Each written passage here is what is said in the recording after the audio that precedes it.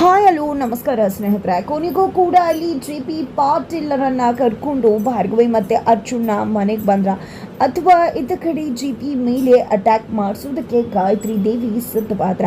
ಏನಾಯಿತು ಏನು ಕಥೆ ಇದು ಎಲ್ಲವನ್ನ ಕೂಡ ತಿಳ್ಕೋಬೇಕು ಅಂದರೆ ಈಗಲೇ ನಮ್ಮ ಈ ಚಾನಲ್ನ ಸಬ್ಸ್ಕ್ರೈಬ್ ಮಾಡಿ, ಹಾಗೆ ಒಂದು ವಿಡಿಯೋವನ್ನು ಪೂರ್ತಿಯಾಗಿ ನೋಡೋದನ್ನು ಯಾವುದೇ ಕಾರಣಕ್ಕೂ ಕೂಡ ಮರಿಬೇಡಿ. ಇಲ್ಲಿ JP ಪಾಟೀಲ್ಗೆ ಶಕ್ತಿ ಪ್ರಸಾದ್ ಕಾಲ್ ಮಾಡ್ತಾರೆ. ಕಾಲ್ ಮಾಡಿದ್ದ ಇಲ್ಲಿ JP ನನ್ನನ್ನು ದಯವಿಟ್ಟು ಕ್ಷಮಿಸ್ಬಿಡು, ನನ್ನ ತಂಗಿ ಗಂಗಾ ಮಾತನ್ನು ಕಟ್ಕೊಂಡು ನಾನು ಇಷ್ಟೆಲ್ಲ ಮಾಡಬೇಕಾಯ್ತು, ನಿನಗೂ ಕೂಡ ಗೊತ್ತದೆ ಅಲ್ವಾ, ನಾನು ನಿನ್ನನ್ನು ಹಾಗೆ ಬಿಟ್ಬಿಡ್ತಿದ್ನ, ಬಟ್ ಏನು ಮಾಡಲಿ ಸಮಯ ಪರಿಸ್ಥಿತಿ ನನ್ನ ಕೈಲಿ ಈ ರೀತಿ ಎಲ್ಲ ಮಾಡಿಸ್ಬಿಟ್ಟು ಅಂತ ಹೇಳಿದಾಗ ಯಾವುದೇ ಕಾರಣಕ್ಕೂ ಕೂಡ ನಿನ್ನನ್ನು ಕ್ಷಮಿಸೋದು ಕಷ್ಟವಾಗುತ್ತೆ. ನೀನು ಮಾಡಿರೋ ತಪ್ಪನ್ನು ಕ್ಷಮಿಸ್ಬೋದು, ಆದರೆ ನಿನ್ನ ನಂಬಿಕೆ, ನೀನು ನನಗೆ ಮಾಡಿರ್ತಕ್ಕಂಥ ನಂಬಿಕೆ ದ್ರೋಹವನ್ನು ಕ್ಷಮಿಸೋದಕ್ಕೆ ಸಾಧ್ಯವಾಗುವುದೇ ಇಲ್ಲ ಅಂತ ಹೇಳಿ JP ಹೇಳ್ತಾರೆ. ಅಯ್ಯೋ ಶಿವ, ನೀನು ಕ್ಷಮಿಸಲೇಬೇಕಾಗತ್ತಲ್ವಾ, ಯಾಕೆ ಹೇಳು, ಈಗ ನೀನೇನಾದ್ರು ಸತ್ತು ಹೋದರೆ, ಅದನ್ನು ಇಟ್ಕೊಂಡು ಸತ್ತು ಹೋದರೆ ಖಂಡಿತ ಅದರಿಂದ ನಮಗೆ ಮುಂದೆ ತೊಂದರೆ ಆಗ್ಬಿಡತ್ತಲ್ವಾ. ಅದೇ ಕಾರಣಕ್ಕೋಸ್ಕರನೇ ನಾನು ನಿನ್ನ ಹತ್ರ ಈ ರೀತಿಯಾಗಿ ಕ್ಷಮೆ ಕೇಳ್ತಾ ಇರೋದು. ಸಾಯೋಕ್ಕೂ ಮುನ್ನ ನಾವು ಕ್ಷಮೆ ಕೇಳ್ಬಿಟ್ರೆ ಸೇಡು ಕಡಿಮೆ ಆಗಿಬಿಡುತ್ತೆ, ಇಲ್ಲಾಂದರೆ ಇಟ್ಕೊಂಡು ದೆವ್ವ ಆಗಿ ಮತ್ತೆ ಬಂದು ನಮ್ಮನ್ನು ಕಾಡ್ಬಿಟ್ರೆ ಅಂತ ಹೇಳಿದ್ದೆ. ಇಲ್ಲಿ JP ಪಾಟೀಲ್ಗೆ ನಿನ್ನ ಒಂದು ಸಾವು ಹತ್ರ ಬಂದದ ಅನ್ನೋ ವಿಷಯವನ್ನು ಶಕ್ತಿ ಪ್ರಸಾದ್ ತಿಳಿಸ್ತಾರೆ. ಜೊತೆಗೆ ರವೀಂದ್ರನೂ ಕೂಡ ಕೇಳಿದೆ ಅಂತ ಹೇಳಿಬಿಡು ಅಂತ ಹೇಳ್ತಾರೆ. ಯಾವುದೇ ರೀತಿಯಲ್ಲೂ ಕೂಡ ಸಾವಿಗೆ ಅಂಚ್ತಾನೂ ಇಲ್ಲ, ಬೆದರ್ತಾನೂ ಇಲ್ಲ. ಯಾಕಂದರೆ ತನ್ನ ಕುಟುಂಬಕ್ಕೋಸ್ಕರ JP ಸಾಯುವುದಕ್ಕೂ ಕೂಡ ಸಿದ್ಧವಾಗಿದ್ದಾರೆ. ಇತ್ತ ಕಡೆ ಭಾರ್ಗವಿ ಮತ್ತು ಅರ್ಜುನ ಇಬ್ಬರು ಕೂಡ ಮಾವನನ್ನು ಹೇಗೆ ಬಿಡಿಸ್ಕೊಂಡು ಬರೋದು ಅಂತ ಯೋಚನೆ ಮಾಡ್ತಿರ್ತಾರೆ. ಮನೆಯವರಿಗೆಲ್ಲರೂ ಕೂಡ ತಮ್ಮ ಕೈಲಾದಂಥ ದುಡ್ಡನ್ನು ಕೊಡ್ತಾರೆ. ಇದರ ನಡುವೆ ಭಾರ್ಗವಿ ತನ್ನ ತಾಳಿಯನ್ನೇ ತೆಗೆದು ಮಾವನ ಬಿಡಿಸ್ಕೊಂಡು ಬರೋದ್ರ ಬಗ್ಗೆ ಯೋಚನೆ ಮಾಡಿದ್ದೆ. ಈಗ ತಾಳಿಯನ್ನು ತೆಗಿಬೇಕು, ಅಷ್ಟರಲ್ಲಿ ಅಲ್ಲಿಗೆ ಜಗನ್ ಬಂದು ದುಡ್ಡು ಹೊಂದಿಕೆ ಆಗಿದೆ ಅಂತ ಹೇಳ್ತಾರೆ. ಎಲ್ರಿಗೂ ಆಶ್ಚರ್ಯ ಆಗುತ್ತೆ, ನಿಜವಾಗ್ಲೂ ನಚ್ಚಕು ದುಡ್ಡನ್ನು ಹೊಂದಿಸಿದ್ರ ನೀವು ಅಂತ ಕೇಳಿದಾಗ ಹೌದು, ನನ್ನ ಮ್ಯಾನೇಜರ್ ಜೊತೆ ಮಾತಾಡಿದೆ, ಅವ್ರಿಗೆ ವಿಷಯನೂ ಕೂಡ ಹೇಳ್ದೆ. ಅವ್ರು 20 ಲಕ್ಷ ಕೊಡ್ತೀನಿ ಅಂತ ಹೇಳಿದ್ರು, ಜೊತೆಗೆ ಶ್ಯೂರಿಟಿಯನ್ನು ಕೂಡ ಕೊಡ್ತೀನಿ ಅಂದರು. ಅಂದಾಗ ತುಂಬ ಅಂದರೆ ತುಂಬಾ ಖುಷಿ ಆಗತ್ತೆ. ಆದರೆ ಒಂದು ಕಂಡೀಷನ್ ಇದೆ, ಯಾರು ಕೂಡ ಸುಮ್ಮನೆ ದುಡ್ಡು ಕೊಡೋದಿಲ್ಲ ಅಲ್ವಾ, ಅವರು ಕೂಡ ಈ ಮನೆಯನ್ನು ಪ್ಲೆಡ್ಜ್ ಮಾಡಿದ್ರೆ ಅದ್ರ ಮೇಲೆ ದುಡ್ಡು ಕೊಡ್ತೀನಿ ಅಂತ ಹೇಳಿದರು. ಅಂತ ಹೇಳಿದಾಗ ಮನೆಗಂತ ನನ್ನ ಡ್ಯಾಡೇ ಮುಖ್ಯ, ನನ್ನ ಡ್ಯಾಡ್ ಮನೆಗೆ ಬರಬೇಕು ಅಷ್ಟೇ, ನಾವು ಪ್ಲೆಡ್ಜ್ ಮಾಡ್ತೀವಿ ಅಂತ ಹೇಳಿ ಅರ್ಜುನ್ ಹೇಳ್ತಾರೆ. ಹಾಗಿದ್ರೆ ಇಲ್ಲಿ ಎಲ್ಲ ಡಾಕ್ಯುಮೆಂಟ್ಸ್ ಕೂಡ ರೆಡಿ ಇದೆ, ಇದಕ್ಕೆ ನೀವು ಸಿಗ್ನೇಚರ್ ಹಾಕಿದ್ರೆ ಮುಂದನ್ನು ನಾನು ನೋಡ್ಕೋತೀನಿ ಅಂತ ಹೇಳಿ ಜಗನ್ ಹೇಳ್ತಾರೆ.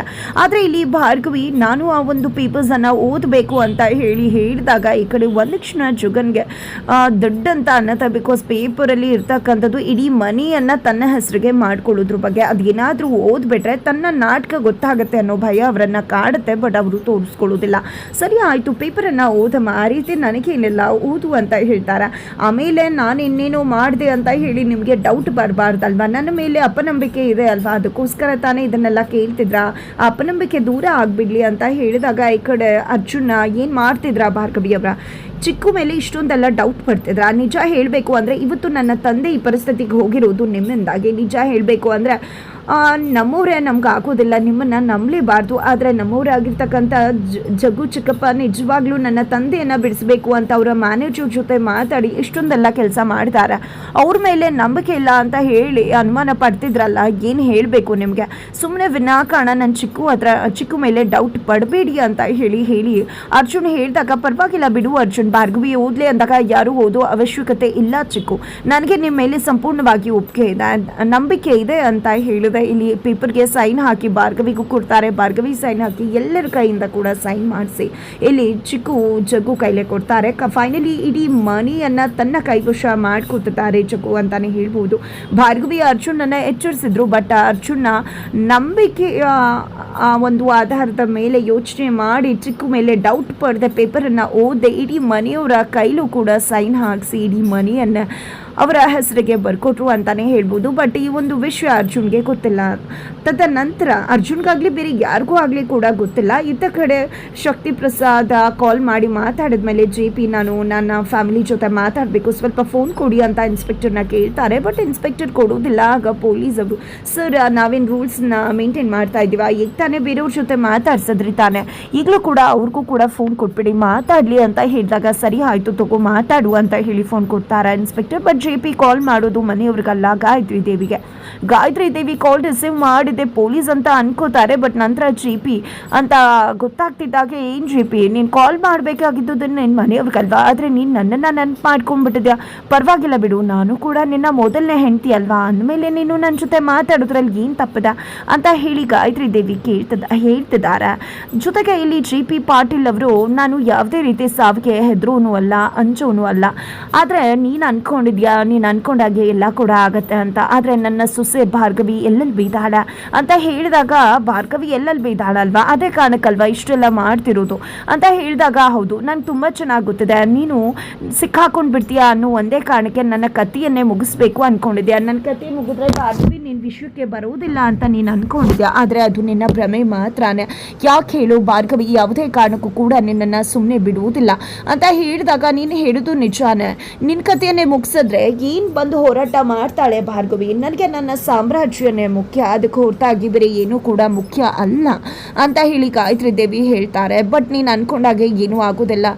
ಆದರೆ ನಾನು ಒಂದು ಮಾತನ್ನ ಹೇಳ್ತೀನಿ ಕೇಳಿಸ್ಕೊ, ನೀನು ಏನೇ ಮಾಡಿಕೊಂಡ್ರು ಕೂಡ ಭಾರ್ಗವಿಯಿಂದ ನೀನು ಎಸ್ಕೇಪ್ ಆಗೋದಕ್ಕೆ ಸಾಧ್ಯ ಇಲ್ಲ ಅಂತ ಹೇಳಿ ಜೆ ಪಿ ಹೇಳ್ತಾರೆ. ಜೊತೆಗೆ ನಿನ್ನ ಹತ್ರ ಒಂದು ರಿಕ್ವೆಸ್ಟ್ ಇದೆ, ನೀನು ನನಗೆ ಮಾತು ಕೊಟ್ಟಿದ್ದೆ, ನಾನು ಗಂಗಾ ಅಂತ ಒಪ್ಕೊಂಡ್ರೆ ನನ್ನ ಮನೆಯವ್ರಿಗೆ ಏನು ಮಾಡಲ್ಲ ಅಂತ. ಆ ಮಾತನ್ನು ಉಳಿಸ್ಕೋಬೇಕು ಅಂದಾಗ ಸಮಯ ಸಾಧಕತನ ಅಂತಾರೆ, ಅದನ್ನು ನನ್ನ ತಲೆ ಕೆಟ್ಟಿದ್ಯಾ.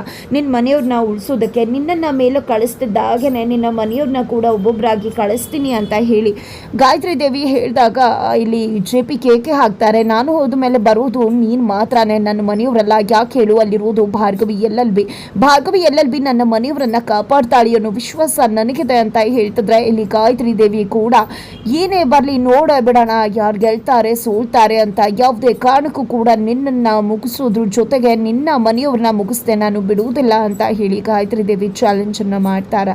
ಇತ್ತ ಕಡೆ ಅರ್ಜುನ್ ಮತ್ತೆ ಭಾರ್ಗವಿ ಇಬ್ರು ಕೂಡ ಮನೆಯಿಂದ ಜೆ ಪಿಯನ್ನ ಕರ್ಕೊಂಡು ಬರುವುದಕ್ಕೆ ಬೀಳ್ಕೊಟ್ಟು ಅಂತ ಹೇಳಿ ಹೊರಟಿದ್ದಾರೆ.